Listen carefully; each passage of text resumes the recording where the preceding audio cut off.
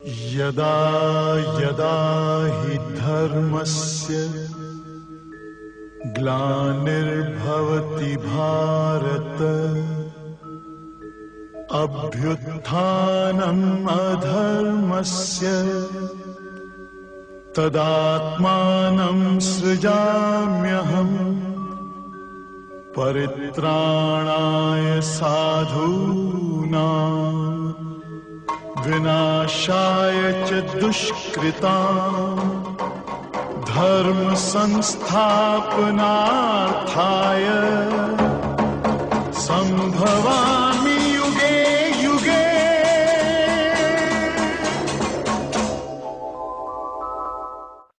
इसे प्रकरण का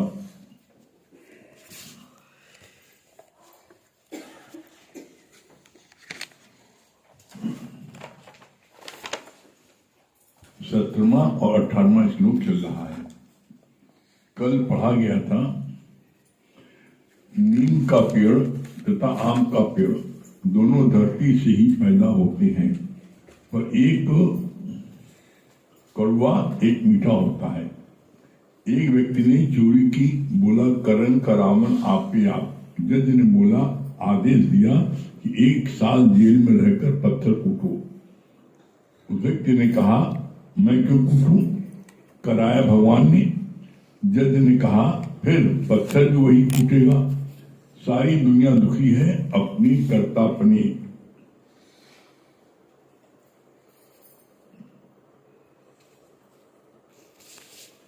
तथा भोक्तापनी से दुनिया के सारे संत भी तुम्हें व्रत उपवास जब तप की शिक्षा देते हैं, उनसे भला आत्मबोध कैसे हो सकता है।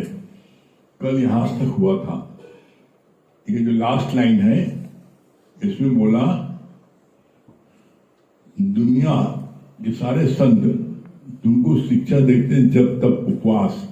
तो इसमें भगवान ने क्वेश्चन किया, उनसे भला आत्मबोध कैसे हो सकता है। आत्मबोध माने मैं वो ब्रह्म हूं, ये तुम्हें कैसे हो सकता है। तुम दुनिया के संत करते माला जपो, राम राम जपो, हरे कृष्ण जपो, कुछ भी मंत्र दे दिया, कुछ भी उन्होंने बता दिया, तुमने व्रत किया, पाठ किया, कुछ भी किया, तो उससे तुम अपने को कैसे जानोगे मैं वो ब्रह्म हूं।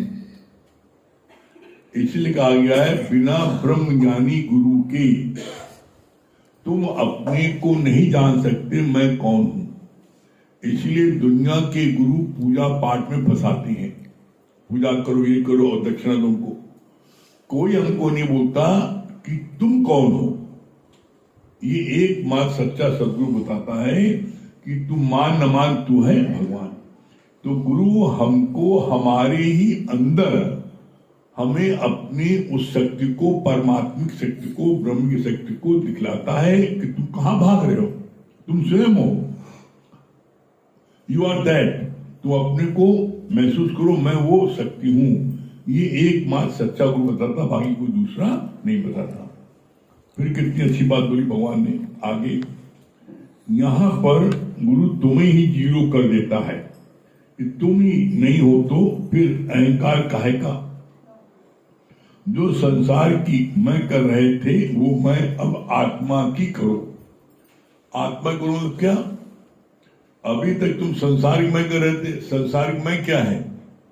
मैं अफसर हूं, मैं बिजनेसमैन हूं, मैं वकील हूं, मैं डॉक्टर हूं, मैं ठाकुर हूं, मैं पंडित हूं, ये कर रहे थे। अभी तक तुम दुनिया में मैं ये कर रहे थे। गुरु ने क्या बोला, अब मैं करो आत्मा की। क्या बोलो? I am that. ये बोलो, मैं वो शक्ति हूं, मैं वो ब्रह्म हूं, मैं वो भगवान हूं, बोलो। एक्चुअल में होता क्या है, रियलिटी क्या है? रियलिटी है कि तुम्हारा मन जानता तुमने कितनी चुराई की है, चोरी की है, बेईमानी की है, खुराफात की, तो सब जानता है।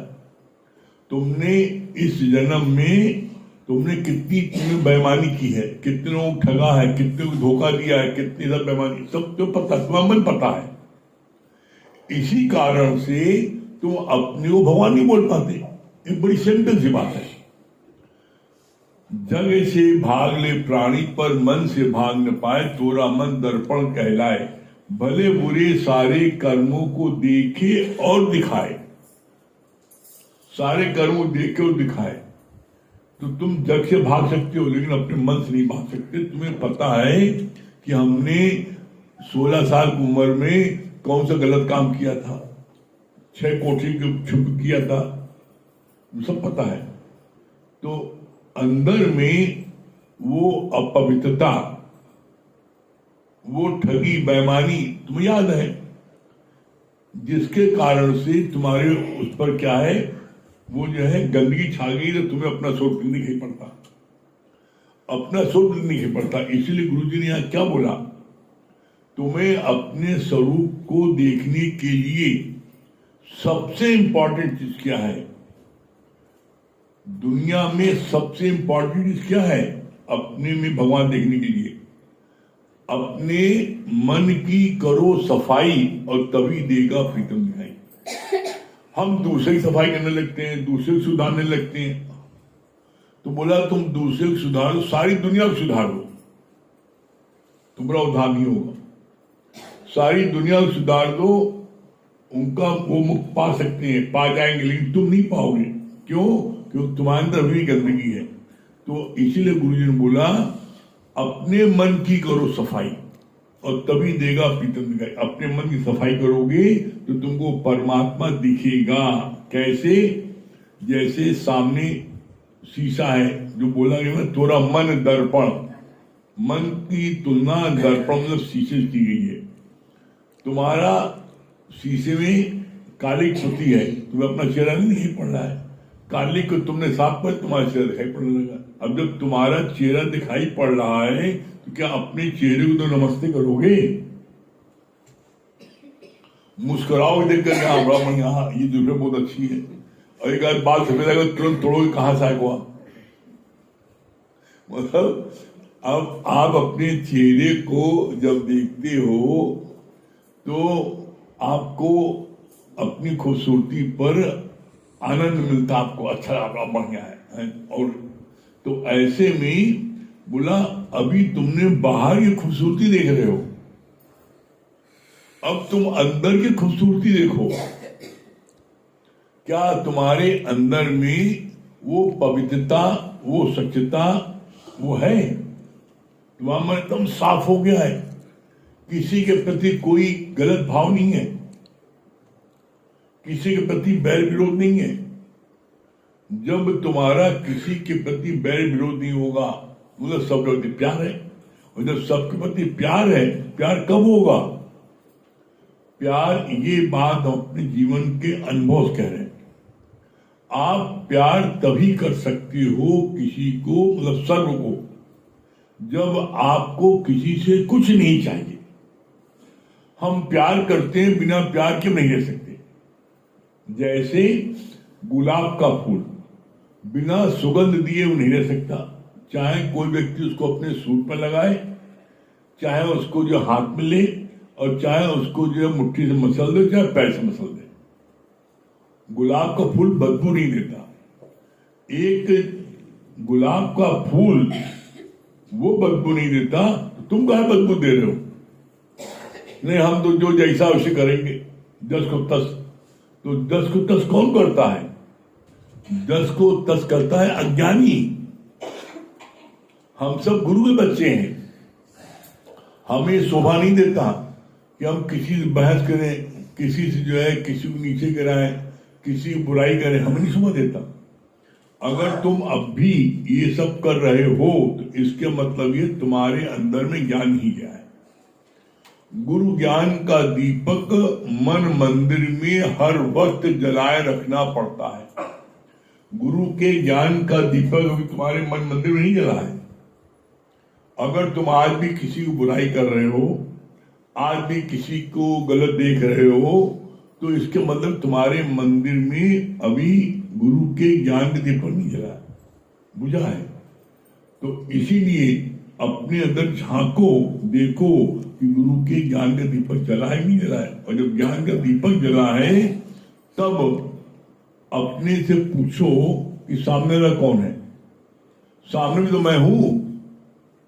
जब भगवान ने गीता में स्पष्ट शब्दों में इस बात को बोल दिया है, इस पूरे ब्रह्मांड में भगवान के अलावा कुछ नहीं था। दादा भगवान ने क्या बोला?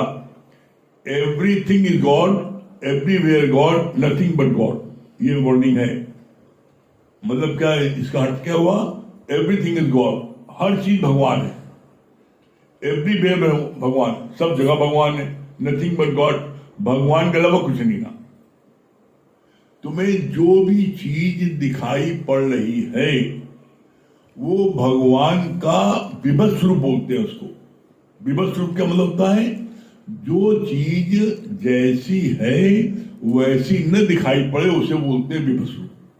जैसे अंधेरे में रस्सी तुम्हें सांप भासती है, तुमने दरवाजा खोला और देखा नारियल रस्सी पड़ी है, तो तुम्हारे बाप रे फन काले काले सांप भागते थे, चिल्लाते हो अरे सांप सांप सांप। घर वाले डंडा लाठी लेके टाट लेके आते हैं, जाके देखते हैं टाट जलाए, अरे ये सांप पागल हो कहा, ये तो रस्सी है। तुम अपने ऊपर हंसते, अरे तो रस्सी, सही बात है। तो इसी तरीके से जो भी तुम्हें दिखाई पड़ता है, चाहे बच्चा दिखाई पड़े, चाहे लड़की दिखाई पड़े, चाहे लड़का दिखाई पड़े, चाहे गाय, चाहे बैल, चाहे सुअर, चाहे हाथी, चाहे घोड़ा, जो भी दिखाई पड़ता है ये परमात्मा का विभत्स रूप है। कैसे? इसको और सरल ढंग से भगवान ने समझाया। जैसे मट्टी है, ये शरीर मट्टी है, मट्टी से दुनिया की हर चीज बनती है। मट्टी से शंकर जी बनते हैं, मट्टी से हनुमान जी बनते हैं, मट्टी से दुर्गा जी बनती है, और उसी मट्टी से आम बनता है, अमरूद बनता है, केला बनता है। उसी मट्टी से आप जो है रावण को बना दो, विभीषण को बना दो, कंस को बना दो। लेकिन मट्टी से जो चीज बनाई जाती है तो उसका रूप और रंग वैसा भरा रहता है। रावण बनाया तो उसको दशरथ दिखा दिया, राम बनाए धनुर्बाण दिखा दिया, कृष्ण बनाए मुरली दिखा दी। तो मट्टी से सब चीज दिखा दी और उसमें उसके अनुसार उसका रूप और रंग भर दिया। अब आप उन सब चीजों को उसी प्रकार से संबोधित करते हो। ये भगवान कृष्ण की मूर्ति है, ये रावण की है, ये गणेश जी की है, शंकर जी की है, ये शेर है, ये आम है, अमरूद है, बोलते हो। और उन सारी मट्टी के द्वारा बना हुआ जितनी चीज है उन सबको तोड़ दो तो क्या है? ई का है शरीर, जो मट्टी है। इसी मट्टी में से ही बोला भगवान प्रकट। मट्टी से ही भगवान प्रकट, लेकिन प्रकट कब होगा? देखो कितना बारीकी ध्यान दो ज्ञान में। कोई व्यक्ति कहे कि इस बीज में ये बीज है, ये बीज है, और इस बीज में ये आम का पेड़ है बहुत बड़ा। तुमको पागलों का नन्नत बीज आम कहाँ है? लेकिन उसी आम के बीज को आप जब मट्टी में बो देते हो तो 5 साल बाद वो वृक्ष बन जाता है और उसमें फल फूल सब निकल आते हैं। जैसे बीज को बोने पर जब वो अपनी हस्ती गुम कर देता है तो उसी स्थान पर पहले 2 पोपल निकलती है, फिर पौधा, फिर पेड़, फिर वृक्ष, फिर घना, और सब फल फूल निकल आते हैं। एकदम ठीक इसी प्रकार से प्रोसेस है। जीव मैं जो मैं लिखो 2 खड़ी पाई है अहंकार की। जब मैं जो है जब मिट जाती है, टोटल अपने को मिटा देती है, तो उसी जगह से, उसी घट से परमात्मा प्रकट हो जाता है। इसीलिए लाइन आती है, जब मैं था तो हरि नहीं, अब हरि है नहीं। तो यहां पर तुम्हें ये प्रोसेस एडॉप्ट करना पड़ेगा। बिना ये प्रोसेस एडॉप्ट किए तुम भगवान प्रकट कर लो, ये बात असंभव है। दूसरी बात क्या? चाहे कितना पूजा पाठ कर लो, चाहे व्रत कर लो, चाहे कुछ कर लो, भगवान उससे प्रकट नहीं होगा, मुक्ति उससे नहीं मिलेगी। मुक्ति मिलेगी ब्रह्म ज्ञान गीता ज्ञान सुनने पर, वो भी सदगुरु के से। क्यों? क्योंकि दुनिया में कोई गुरु हमें नहीं कहता तुम भगवान। कहता है तुम जो हो फलाने हो, तुम वकील साहब हो, तुम डॉक्टर साहब हो, तुम फलाने हो, ये बोलता है। कोई भी दुनिया का संत हमें नहीं बोलता कि मान या न मान तू है भगवान। सिर्फ हमें सच्चा सदगुरु कहता है। क्यों कहता है? क्योंकि सच्चा सदगुरु उस मंजिल तक पहुंचा है। जो दुनिया के गुरु होते हैं वो मंजिल तक नहीं पहुंचे हैं। इसीलिए लाइन आती है, बोला इसमें क्या बोला है, बंधे को बंधा मिले, छूटे की छुपाए, और सेवा कर निर्बंध की, पल में दे छुड़ाए। बंधे को बंधा मिले, जो स्वयं बंधा है हमें क्या छुड़ाएगा? जो स्वयं बंधा है, जो स्वयं बंधा है किसी में, चाहे अपने बच्चों के साथ, चाहे अपने व्यापार के साथ, चाहे अपने समाज के साथ, चाहे किसी भी काम में व्यस्त है, तो हमें कहां छुड़ाएगा? हमें दो छुड़ाएगा, जो छूटा हुआ हो, जो छूटा हुआ हो। तो इसी कहा सेवा कर निर्बंध की, जो पल में दे छुड़ाए। उसकी सेवा करो जो मंजिल तक पहुंचा है और जो मैं पल में छुड़ा सकता है, तो हम मंजिल को प्राप्त कर सकते हैं। जिसने स्वयं मंजिल नहीं देखी हो, मंजिल क्या पहुंच जाएगा? फिर कितनी अच्छी बात बोली भगवान ने आगे, बहुत बढ़िया बात बोली है।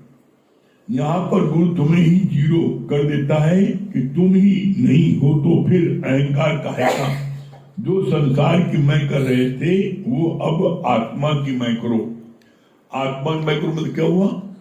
बोलो मैं ब्रह्म हूं, मैं ब्रह्म हूं, मैं ब्रह्म हूं, मैं ब्रह्म हूं, सबसे बड़ा जाप है, और मैं जीव सबसे बड़ा पाप है। अपने को बोलो, लेकिन एक बात ध्यान रखना, बोलो मन में, घर में जो जन्म बोला मैं ब्रह्म हूं तो मारा लेकिन डंडा, कहीं पगलाए हुआ होगा, डॉक्टर दिखा उसको। क्यों? क्योंकि ब्रह्म, घर वाले नहीं सुन रहे ब्रह्म ज्ञान, वो नहीं समझ रहे हैं। तुम ब्रह्म बोल रहे हो तो एक बात फिर सावधानी याद रखना, किसी का शरीर ब्रह्म नहीं है, किसी का शरीर ब्रह्म नहीं है। शरीर के अंदर रहने वाली शक्ति वो ब्रह्म है। जैसे आप पिक्चर हॉल में पिक्चर देखते हो, हर हफ्ते, महीने, 2 महीने में पिक्चर बदल जाती है। पिक्चर देखते हो आप, लेकिन सत्य क्या है? सत्य वहां पर्दा नहीं बदलता, और पर्दे के माध्यम से ही आप पिक्चर देखते हो। इसी तरीके से शक्ति के माध्यम से ही जगत आप देख रहे हो, लेकिन व्यक्ति की निगाह जो पिक्चर सामने दिखाई पड़ उस पर होती है, पीछे पर्दे बनी होती है। इसी तरीके से जो जीव है उसकी शकल बन नजर आती है, लड़की है, लड़का है, ये बड़ा बबालिया है, ये बड़ा अच्छा है, निगाह जाती है उसकी उस पर, लड़का लड़की जाता है। लेकिन जब तुम्हारी निगाह इस लड़का लड़की के पीछे कौन है, वो शक्ति है, उस शक्ति में रखोगे नजर। इसलिए बोला गया है या तो तुम ब्रह्म देखोगे या जीव देखोगे, दोनों एक साथ नहीं। कभी ब्रह्म देखे कभी जीव देखे, ऐसा नहीं। इसके लिए पहले तुम्हें सदगुरु से ब्रह्माकार दृष्टि लेनी पड़ती है, ब्रह्माकार वृत्ति लेनी पड़ती है गुरु से। इसीलिए कहा गया है हम लाए हैं ब्रह्माकार वृत्ति सदगुरु द्वार से।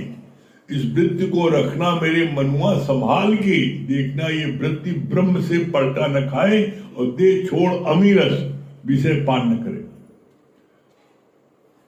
अमीरस क्या है? सत्संग, गुरु का संग, गुरु की वाणी, ये अमीरस।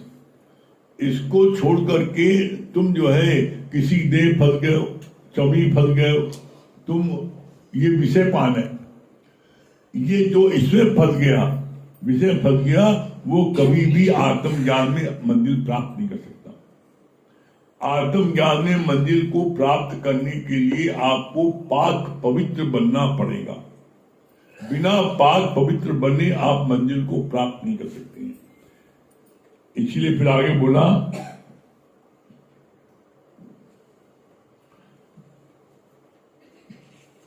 रमणा की भावना इतो पटको इतो रखी। बोला भगवान को कैसे पा सकते हो? भगवान को पाने के लिए क्या है? बोला जो चावल का पौधा होता है, किसका पौधा होता है? इधर दुकान इधर लगाओ, धान का। धान ने क्या? चावल। हाँ, उन लोगों नहीं पता धान है। चावल दाल बोलो तो धान। उसका बढ़ने का क्या तरीका है? उसका तरीका ये कि यहाँ बोते हैं और बोने का तो उखाड़ते प्याज लगाते हैं तब ऊपर। हाँ, तो ये विधि है। इसी तरह बोला क्या है, इसका सिद्धांत क्या है? मेन बात क्या है, किसी चीज को रटो नहीं, उसका सिद्धांत याद करो। इसका सिद्धांत क्या है? जैसे तुम्हारी अभी आसक्ति, ध्यान, चिंतन, मनन सब कुछ तुम्हारे काहे में है? मैं मेरे में है। वही अटकी जान, हाय हमारा पति गरम खाना खाई कि नहीं, हाय हमारा बिठुआ जो फलाना चीज की कि नहीं, उसमें हाय हाय। तो वो जो वहां तुम्हारी आसक्ति है उससे हटा करके भगवान में लगा दो, गुरु में लगा दो, हो गया। इतना काम है। जो तुम्हारी आसक्ति, दिलचस्पी, इंटरेस्ट तुम्हारा मैं मेरे में है, वहां से उखाड़ करके गुरु में और भगवान में लगा दो, बस इतना करना है। भगवान मिल जाएगा। जब तुम्हारा इंटरेस्ट भगवान में आ जाएगा, सत्संग में आ जाएगा, तो क्या होगा? तब तुम्हें वो चीज प्राप्त होगी। आप देखो, जिस चीज को आप प्राप्त करना चाहते हो, जिस चीज को प्राप्त करना चाहते हो, तो उसके लिए आप रात दिन मेहनत करते हो ना। जो व्यापारी वर्ग है उससे पूछो कितनी मेहनत करता है। सुबह जो है 6 बजे उठ जाएगा, दुकान खोलने भागेगा। क्यों? उसको इस बात की एक ललक है, इंटरेस्ट है, हमें खूब धन कमाना है। तो धन कमाने के लिए उसका शरीर अलाउ करे न करे, उसके बावजूद भी वो जा करके 10 घंटे, 12 घंटे, 14 घंटे दुकान बैठता है। इंटरेस्ट है ना।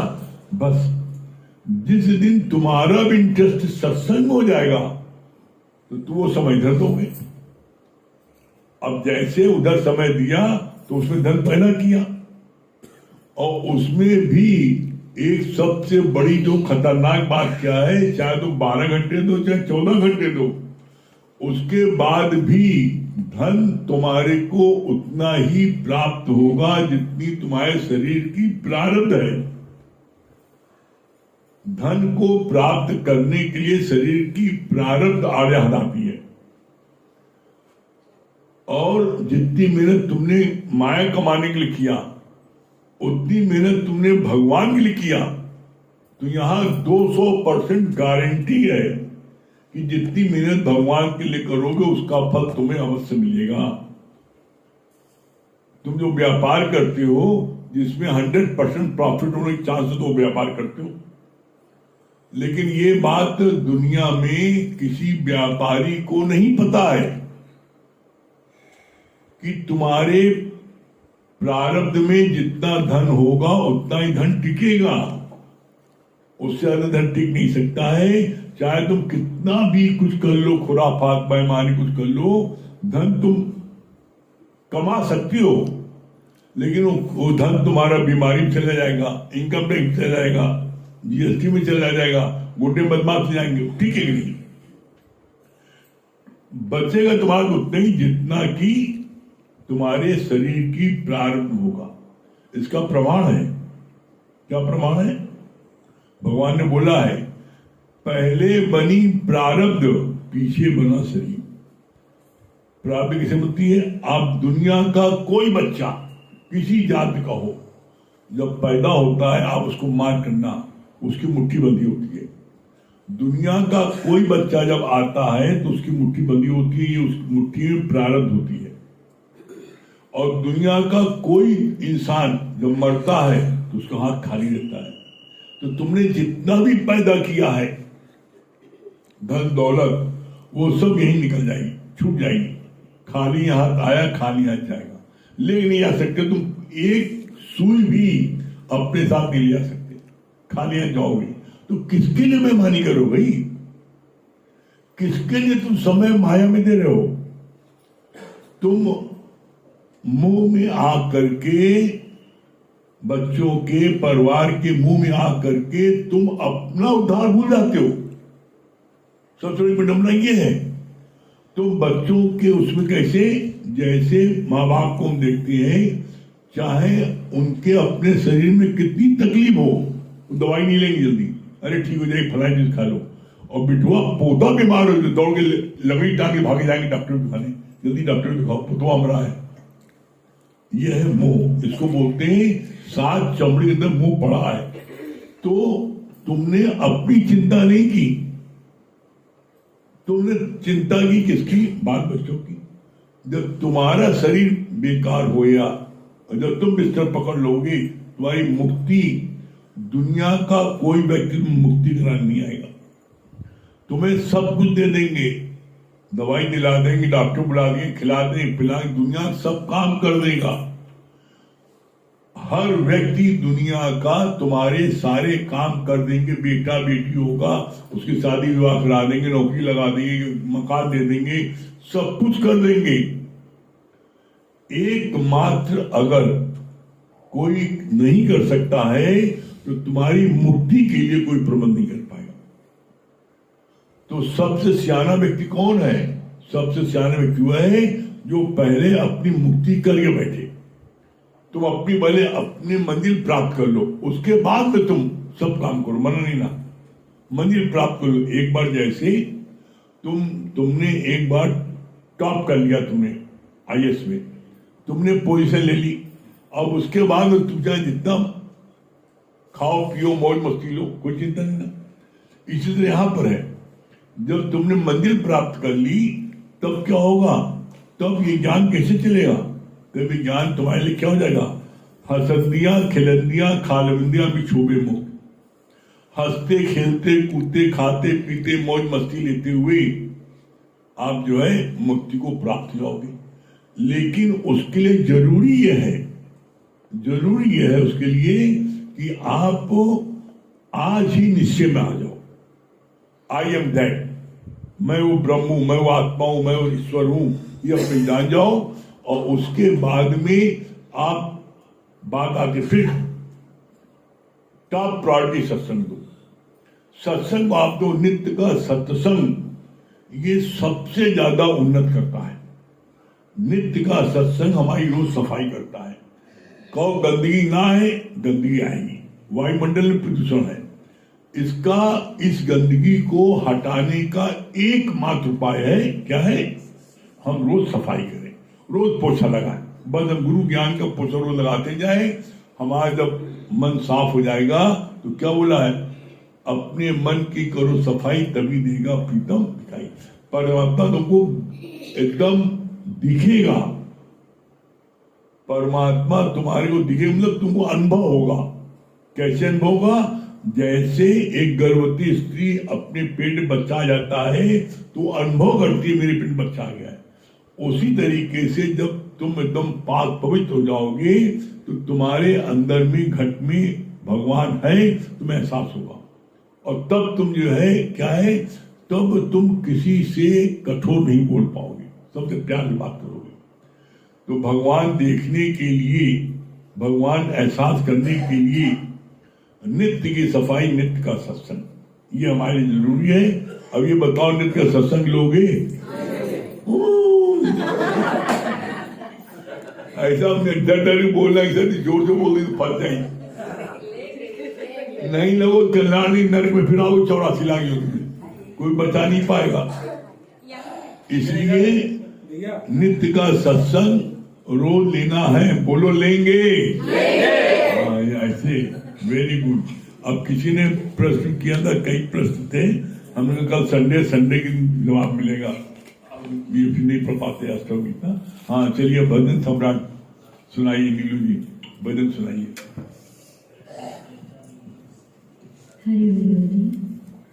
हम लाए हैं ब्रह्मकार वृत्ति गुरुद्वार से, इस वृत्ति को रखना मेरे मनवा संभाल के। हम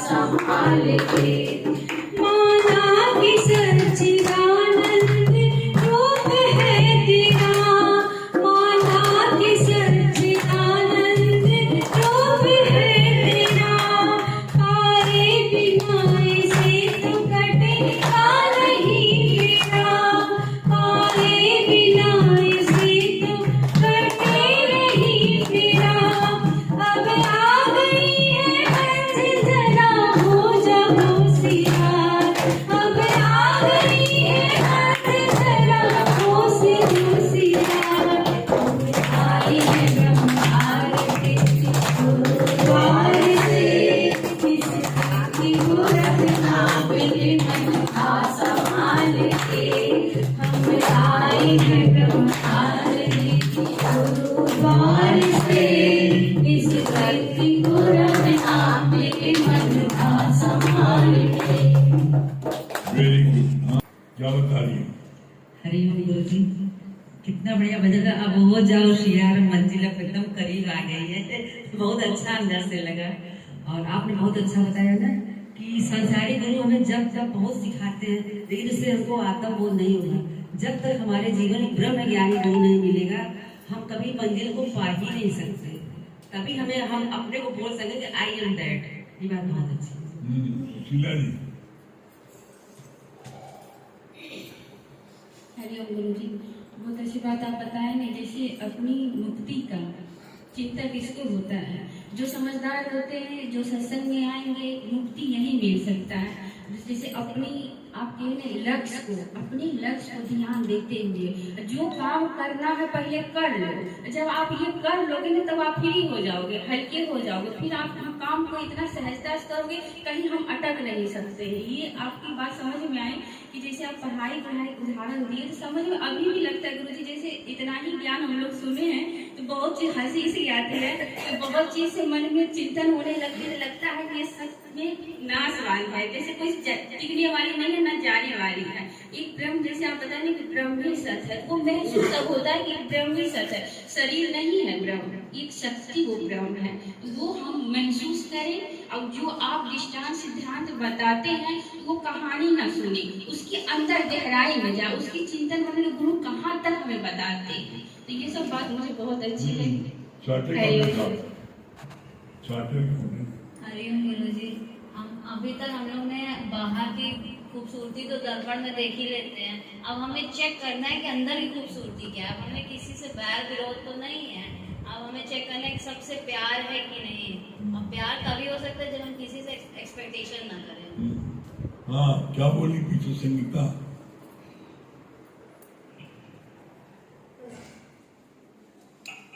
हरिओम गुरु जी, बहुत अच्छी बात लगी कि अपने मन की करो सफाई तभी देगा प्रीतम दिखाई। और नित्य का सत्संग बहुत जरूरी है। जैसे पोछा लगाते हैं तो घर चमकता रहता है, दोनों टाइम। तो ऐसे मन को भी यहाँ दोनों टाइम जब ले आएंगे तो हमारा मन भी एकदम चमकेगा।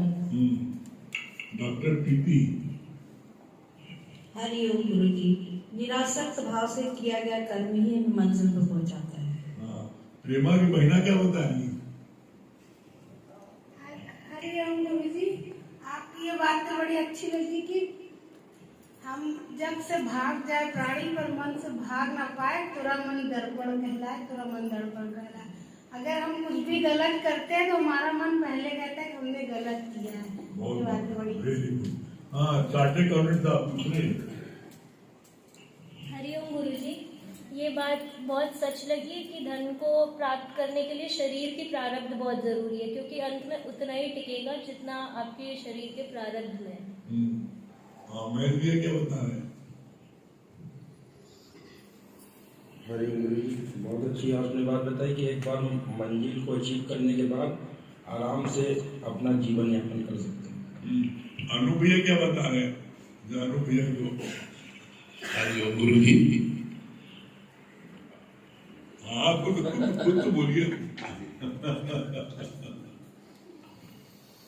चलिए, कोई बात नहीं। आज आप हरिओम गुरु जी, नित्य का सत्संग हमें उन्नति की ओर ले जाता है। और दूसरी बात ये अच्छी लगी कि जब मैं था तो हरि है, जब हरि है तो मैं। सुशील भैया। हरिओम गुरु जी, अपनी मन की करो सफाई तभी देगा आपके तन दिखाई। इससे तो अच्छी चीज बोली। विश्वकर्मा जी नंबर 1। बहुत साहब ने बताया कि बिना ब्रह्म ज्ञानी गुरु के हमारे अंदर जो ब्रह्म का एहसास कोई नहीं करा सकता है। और आपने जो धान वाली बात बताई तो वो जो बहन हो जाती है छोटी सी कैरियर में हो जाती है और फिर हफ्ते से 1000 गुना क्षेत्र में वो लगाई जाती है। हमको अपने परिवार से उखाड़ करके बृहत्तर रूप में फैलना है। हरिओम। हाँ क्या बोल रहे हैं मंगल भैया? हरिओम जी, बहुत अच्छी बात बतलाई ना कि व्यापारी जो है बहुत मेहनत करता धन कमाने के लिए। तो अज्ञानतावश तो बहुत मेहनत करते थे कि बहुत धन कमाया, मगर धन उतना ही टिकता है जितना हमारे प्रारब्ध में है। ये रमत समझ हमें गुरु जी की शरण में आने पर ही बनी। दिनेश भी ये क्या बता रहा है?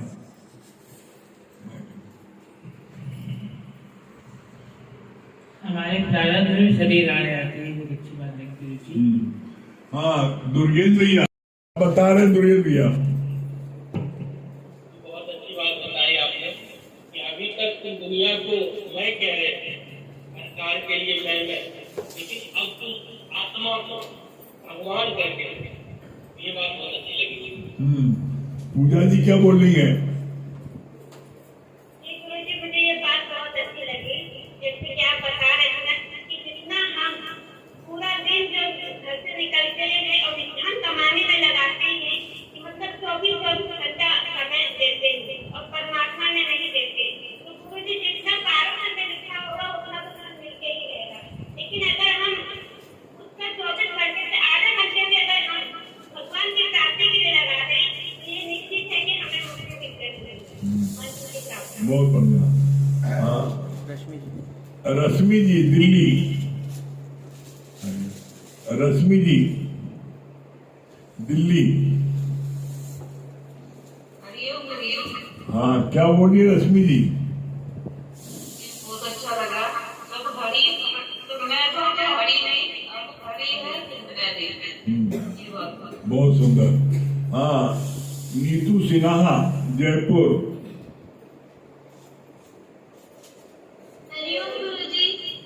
क्या बोली नीतू जी?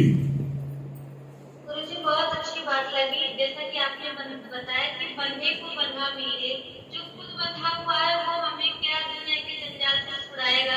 जब जीवन में सच्चे सदगुरु आए, जब जीवन में आप आए तो हम सच्चे और बंधन से मुक्त हो गए गुरुजी।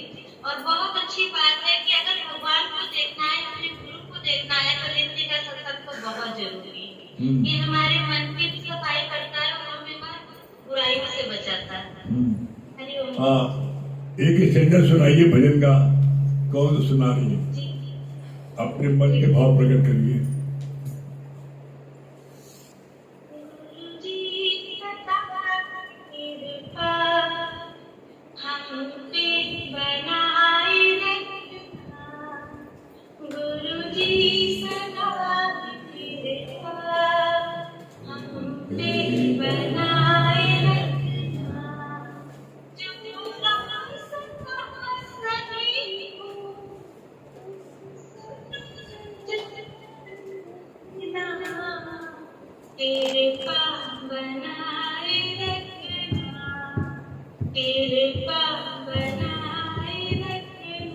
सच में गुरुजी अपनी कृपा से सदैव बनाए रखना।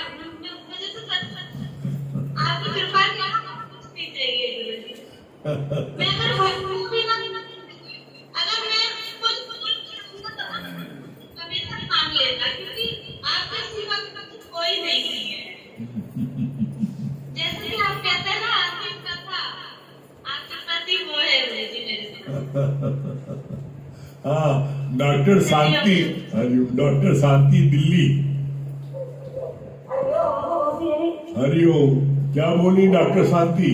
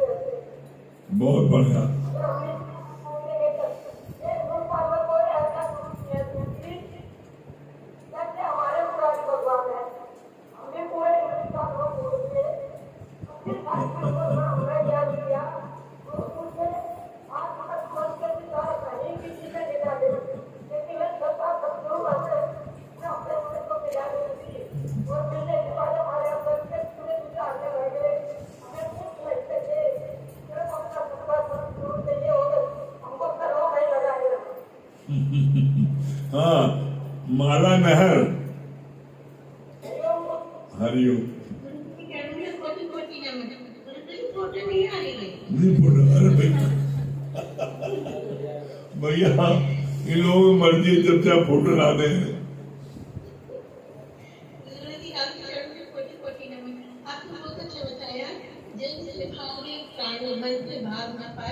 भले मेरे सारे कर्मों को देखे और लिखा है। सबसे बड़ा जाप है मैं ब्रह्म हूँ। गुरु की ज्ञान का दीपक अपने मन मंदिर में हर दम जलाए रखना है। गुरु जी के चरण में। मिनी मालविया।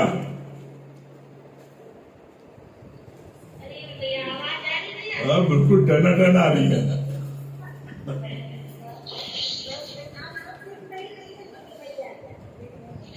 हाँ क्या बता रही है?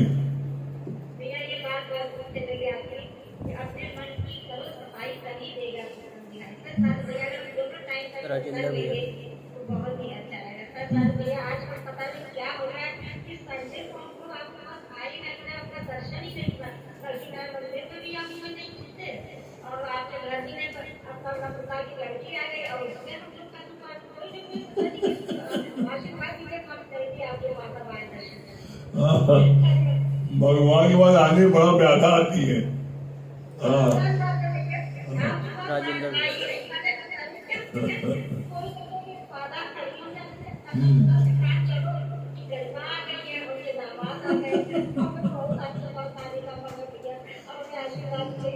राजेंद्र भैया। हाँ राजेंद्र भैया।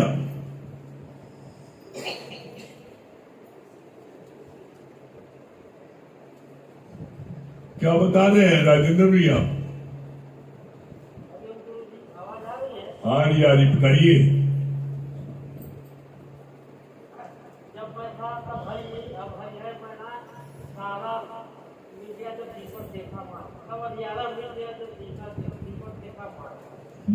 बहुत सुंदर। चलिए ओम में जाप कर लें।